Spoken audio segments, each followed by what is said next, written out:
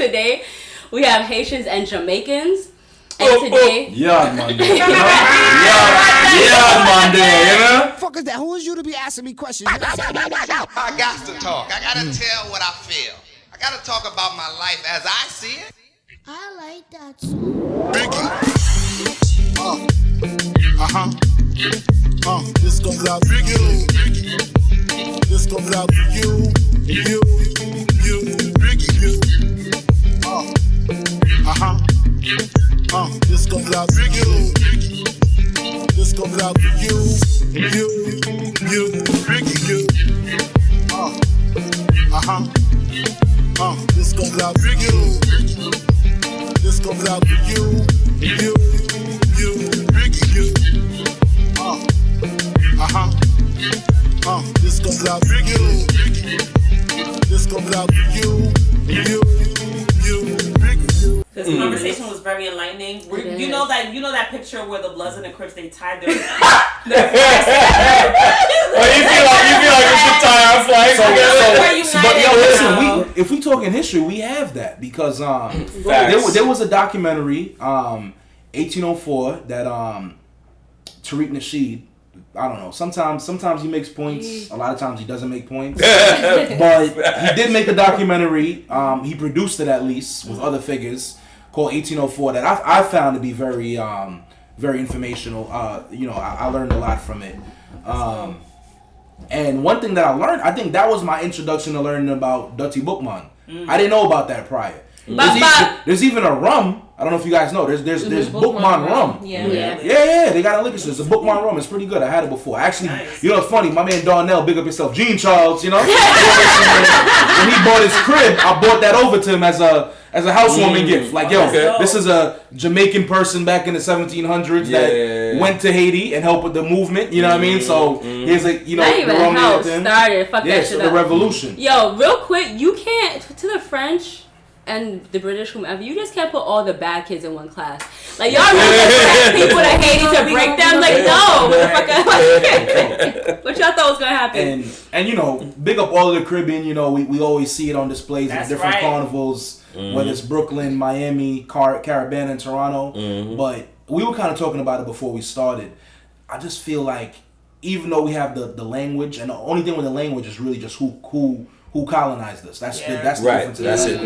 But we have a very similar energy, Jamaicans and Haitians. It's crazy. We don't really take a lot of stuff. We very aggressive. and we dominate. We dominate. We dominate in nature. Anywhere we go, whether it's if we leave from our island and we go to Africa, we go some place in Africa, we go to England, we go to France, whatever. We run shit. So we have a saying, Chris, and you know this in Jamaica: small up yourself. And I think that's one thing that Jamaicans and Haitians have in common. We're not small up yourself. No, we're large up yourself. I don't know if all the Caribbean can say that, but Jamaica, we're not small up yourself for nobody. Like, we're there. Haitians, you gotta know that Haitians, Jamaicans, we're there. You know what I mean? We're not gonna tone it down. No. And that's why, like you said earlier, like, you know, outside of where we ended up in the Caribbean and who our colonizers was, which affected, you know, the language or the culture that we took on, bro, I'm very sure that a lot of us came from similar regions. Absolutely. We're very similar in nature.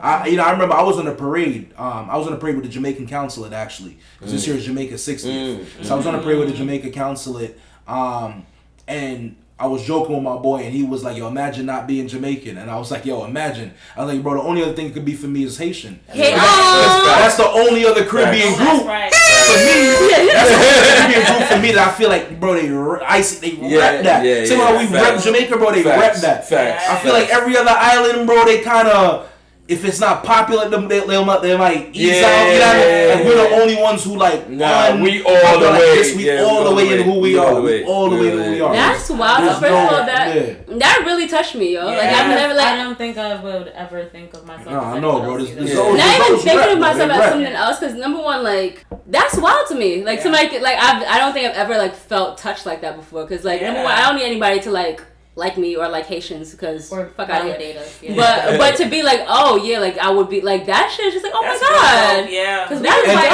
and fighting for on my context, life. We've been fighting for our lives. For context, and maybe it's like and I have charming. HBO. I know it wasn't always like that. Like I know for like my older siblings, it wasn't always like that. Right. But I will say for like the era that I grew up in New York, and even for my cousins that was in Florida, like Haitians, I came around, I was like, they had Haitian pride, you know. And like I said, I don't think it was always that, but for my generation, like if you Haitian American, bro, like you big up your Haitian roots. Yes. You like think about it. When we was in Binghamton, Ruth, like. You had CSA, Caribbean Student Association, but you didn't have a Jamaican Student Association. Nah. You did have a Haitian American, like you had a group that was strictly for the Haitian like group. You know, strictly that. Yeah. Mm-hmm. You didn't have a Bayesian student and a Jamaican. You know, like we just kind of banded together under Caribbeanness. Yeah. But you guys was like, nah, we Caribbean, but we got a particular story that we gonna make sure we speak to. You know. So you know what? That. You actually gave me a different perspective of that whole situation because you're right. So, that's true. There was the Latin Student Association though for the Spanish-speaking Caribbean. But for the whole Latin America. Yeah, but in terms of Caribbean, because what's funny is like I was president of the Caribbean Student Association. I remember Dom, R.I.P. Jamaican. Oh right, yeah. Very like pro-black. I remember him running up on me during like tabling. And he was like, "You don't think it's stupid that there's a Haitian Student Association and a Caribbean Student Association?" I'm just like. Have you ever seen a Haitian headliner for Carnival?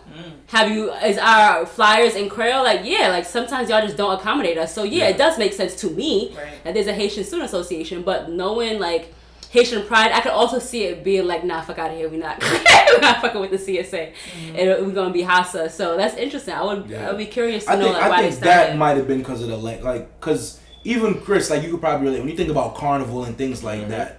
I think that's where like the English-speaking Caribbean kind of has a lot of commonalities. Jamaica, Trinidad, Barbados. But we have a carnival too. No, for sure. But like the one that's like popularized at least like in the diaspora. Yeah. So like in London, you have you have their carnival. You know, Caribbean and Toronto. What we have in New York and Florida. All the hot spots. Right. But one thing with Haiti, like kind of what Ruth was saying, is like, yeah, we're Caribbean, but we kind of like we're a big country one, you know, the first post-slavery country, you know, in the Western Hemisphere to gain independence, and not only that, our music is different because we have a different language. So I think sometimes like Haiti does. I don't think intentionally separate, but feels the need to make sure like they. Yeah, sometimes they get left out. Because of that. Sometimes they got left out, and so that's why I think there was a need. Because I knew we had a Haitian Students Association in our school too, and it was for that reason. Because we had conversations about this before. It was for the reason that sometimes the Jamaicans and the Bayesians and everybody get in the room and the Trinis and they all start talking, and it's like they forget that there's another group here and their differences.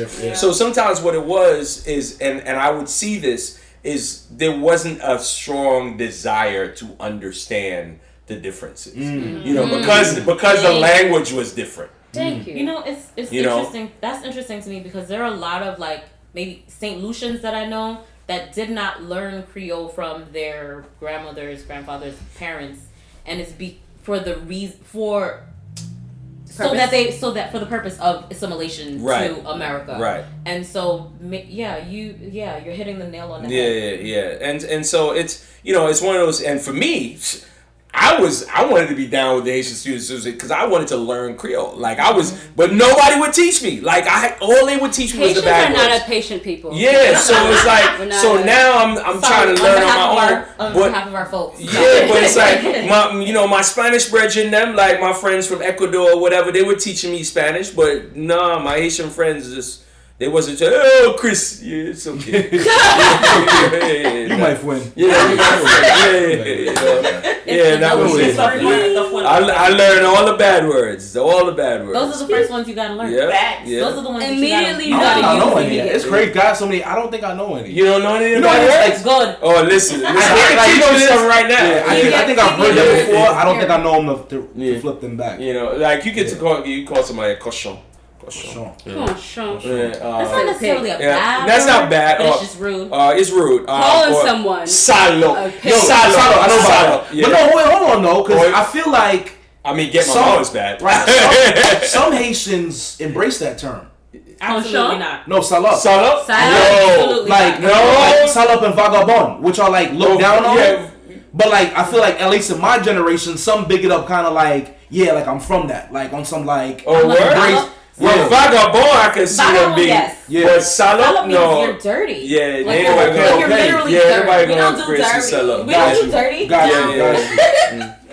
Maybe we might Maybe do they're that. trying to put a spin on it, you know? Yeah. Like, Maybe they're trying to put a spin on it, but I've seen some like Oh, for real? kind of trying to put like Word? trying to pick it up like Yeah. because maybe it was used to like speak down to like maybe poor Haitians or whatever. Right, So right. like these ones I'm speaking to like they from the gutter, Right, but they came up. Right. So like they embrace those negative terms that Not was you put teaching on us them. about Yeah. our people.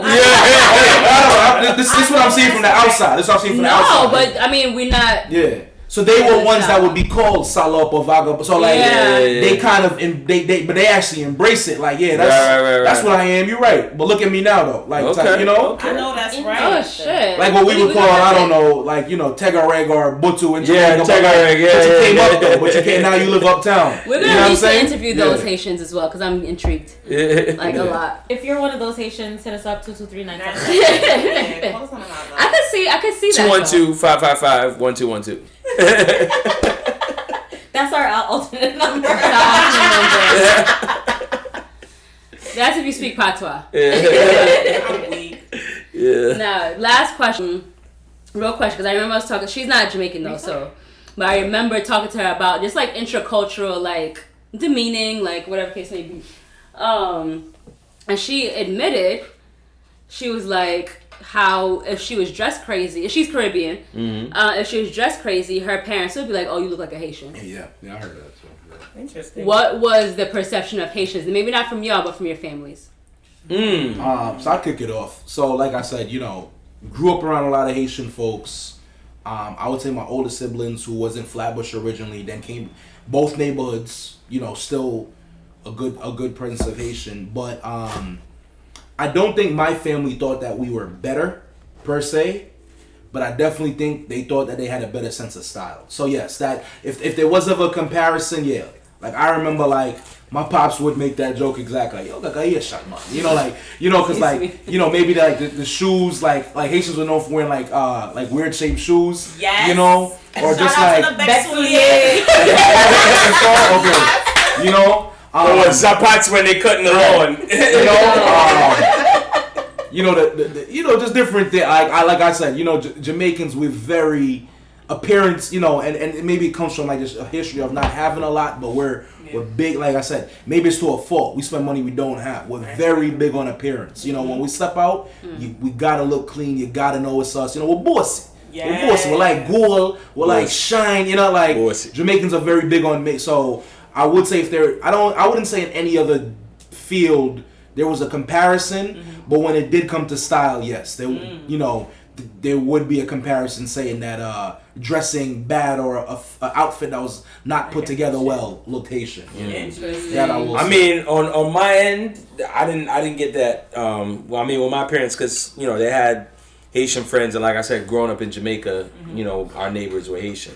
So I never got any vibe. I mean, I never experienced anything from my parents that made me feel like there was any difference or they felt any type of way or had any opinion.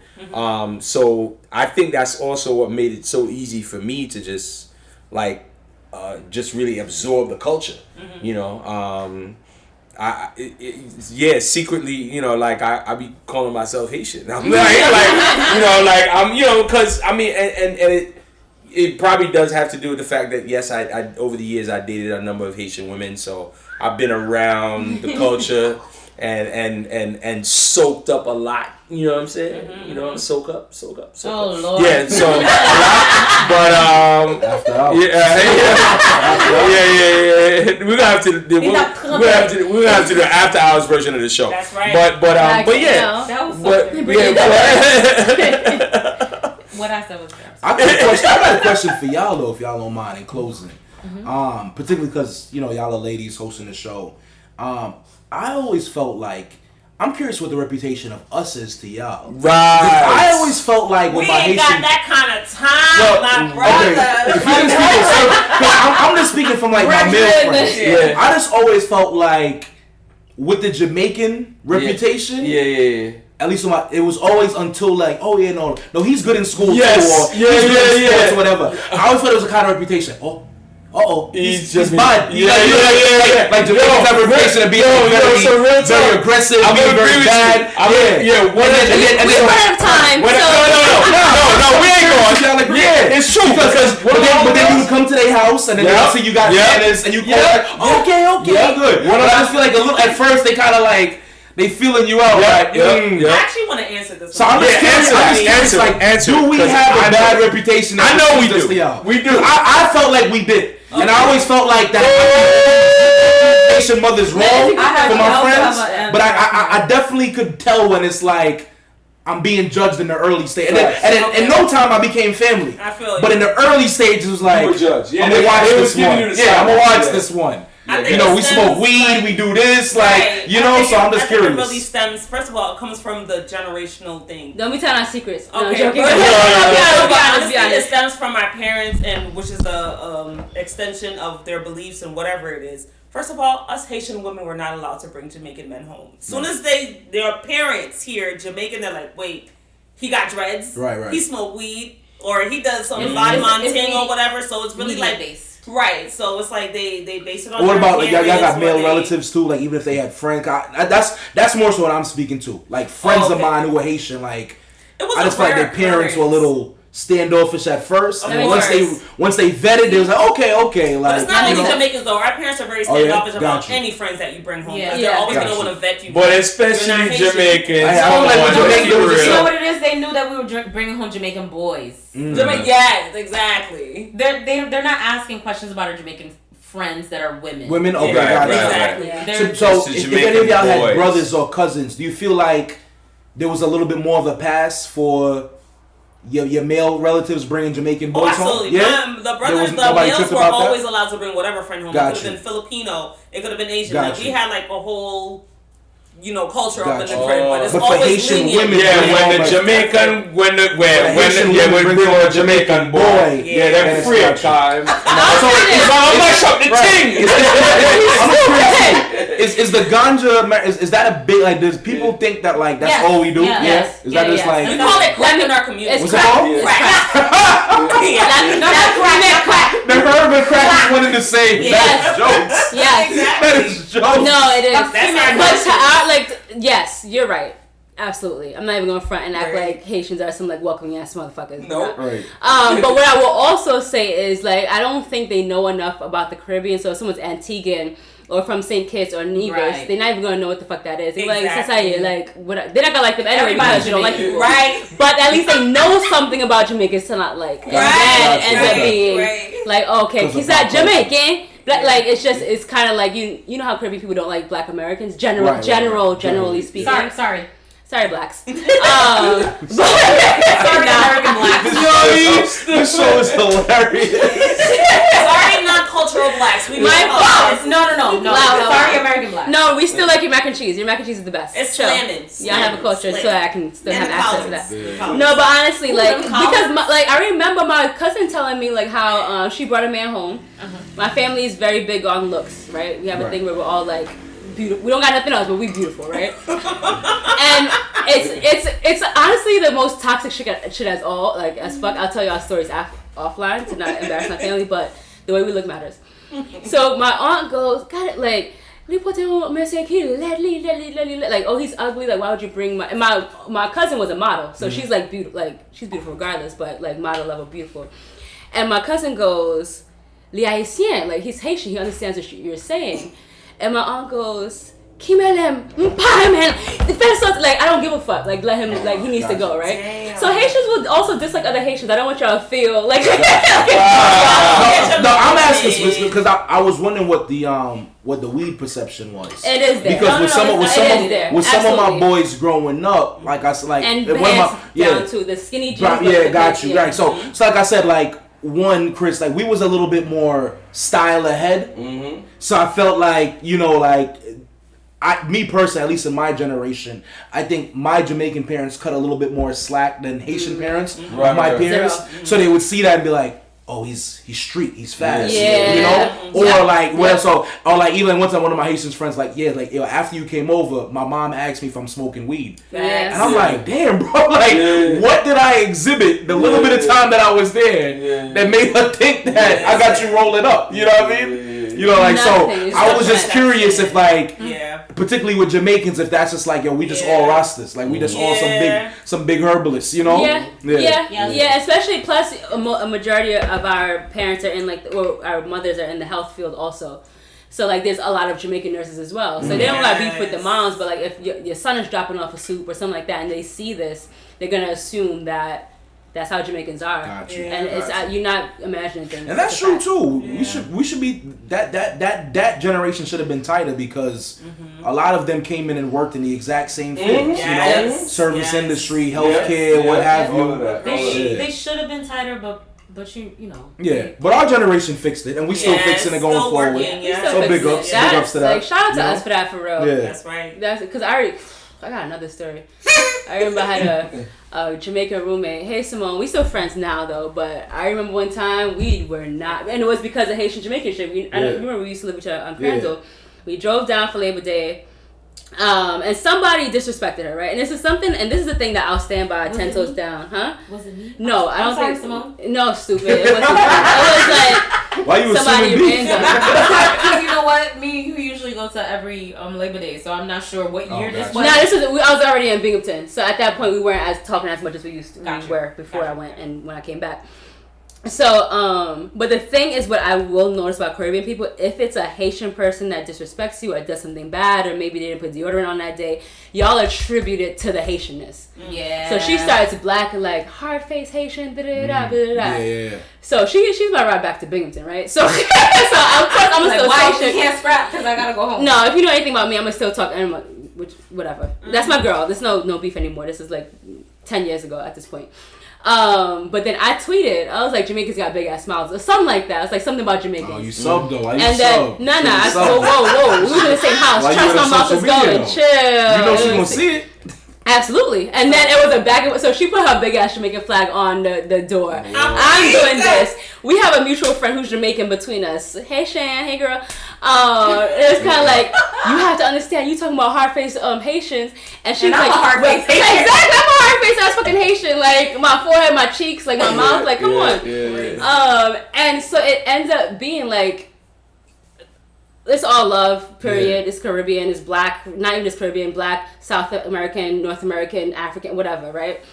But when y'all come for me, or us, I do feel like it becomes a point of an insult sometimes. Like, it's not like, oh, this bitch is rude. Yeah. She's rude because she's Haitian. Nah, so she smells because she's Haitian. I'm not trying to defend it, but I will just say, just knowing Jamaicans, particularly Jamaican women, when they cuss you, it's just, like, if it was a base, like, they would have meant, like, they start adding in attributes or what have, like, they start pulling from stuff to just match their rage. And I don't even really know if it's accurate, you know? Like, I don't even really know if what they're saying defends the point of emotion, you know? And I don't think that's unique to you. I think whatever your background was, like, whatever's the worst stereotypical trait of that group would have got pulled into the retort, if you will. Because that's just how Jamaican men and women, but particularly like when they come for you, like that's just they gotta mention some stingers, if you will. They gotta come with some stingers. Just look at the way Jamaican men. They gonna they gotta come for you. We're getting trapped to the altar with love and attention. All Jamaican women are amazing and soft and gentle. Alright, y'all got any last words? Big up y'all are doing some big things in the community also. Big up yourself. Run that again. Run it again. Yo, also by the way, just so y'all know, we also have a song, Big Up. Big up your chest. I'm pretty sure big up your chest. There's no proof, but I'm pretty sure it's coming out, so thanks. I appreciate y'all. So Trevor again, we took a break, season 2 of From the Block to the Boardroom podcast. You know, the intersection of finance and healthcare, hosted by 2 black men. Yeah. You know, who grew up middle class, lower middle class, but you know, have entered professional realms, speaking on different current event topics as well as things that are pertinent to our trajectory. That's coming back soon. Shout out to Eagle Academy too, in what they call Ocean Hill. I call it Bed-Stuy, Brownsville, Brooklyn. Yeah, I do a lot of mentorship there. Shout out my alumni chapter of my fraternity, Queens Alumni Chapter, Kappa Alpha Psi, doing a lot of work in the community as well. And yeah, those are the main things that I have going on. You know, community wise, and appreciate you guys for having me on the show as well as Chris. I thought it was dope to be a representative. You know, as a dual citizen of Jamaica and United States, it was dope to be a representative of my culture. Yeah. And you know, speak my mind on, you know, just my experience. You know, with Haitians and being of Jamaican descent. And listen, man, to me, I always say like Haitian. A lot of my good friends are Haitians. It's all love. So appreciate being here. It was dope. Big ups. Hey, thank you. Thanks for coming. Boop. Facts. Loved it. Yo, so Chris, my IG is Chris Factor. I founded Heart, Body, and Soul nonprofit and the Black Man's Health Festival, which is geared towards Black men's health awareness initiatives. So we're going to be doing a lot, especially next year. We have a lot of programs we're rolling out starting in February for Heart Health Month and throughout the rest of the year. So definitely follow my IG, Chris Factor, to stay tuned with what's going on. We'll be launching a lot more on that. And, you know, thanks again for having me here. Also co-founded Where It's At, which is a Caribbean lifestyle magazine that's been around for 19 years. We'll be 20 years old next year. Yeah. So that's pretty big deal for us, so we're looking forward to that. You know, to be able to be around that long and much longer. So yeah, that's it. So definitely follow my IG. You can get all the info on all the fun things I'm doing. And thanks again, Ruth and Izzy and Sparkle, for having me on. I really having us on. Really appreciate it. Yeah. We appreciate you. We appreciate you guys for coming in. Like, we appreciate y'all as well. No, honestly, we finna be linked on the Parkway together forever. Like, no, I saw the things. I mean, yo, you create a Parkway. Like, who? That was the exact. Who run the Parkway? That's The right. both of us. So that's why when I got asked that, it was Drew that asked me that question from Good Bike Code. Yeah. He asked me that question in real time, and I looked around and I was like, bro. He's like, yo, imagine, because we was doing our thing in the section we was in, and he's like, yo, imagine not being Jamaican. But then I look a little bit down and I see the Haitian massive coming up, and that's why I said it's always right. And that's why I was like, yo, bro, imagine. Yeah. And he's like, yo, could you be anything else? And I was like, I couldn't. But if I was, It'd be Haitian. it would be them. Yeah. They behind us on the same type of time that we on. For real. No, you know, there's other folks. Big up all the Caribbean, all the West Indies. There's other groups doing their thing, but there's no. It's when you think of the part, at least in New York, those are the two groups doing it big. Mm-hmm. You know what I mean? In the numbers, going hard for the culture. For real. that's a So we fact. just distant cousins, y'all. That's all. We'll take it. They coming to Haiti with us next year. Don't be jealous. Yeah, man. With that, man. Hey, we out. Just don't tell nobody. We're not trying to get kidnapped. No shade to the Haitians. But. Cut it off. Ruth is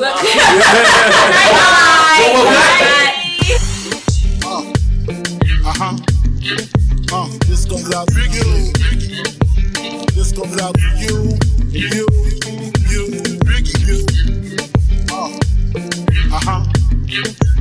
This comes out for you.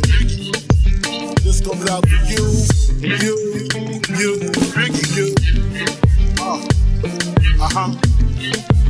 This comes out for you. This comes out for you. You.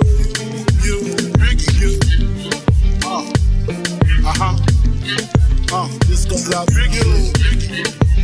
This comes out for you.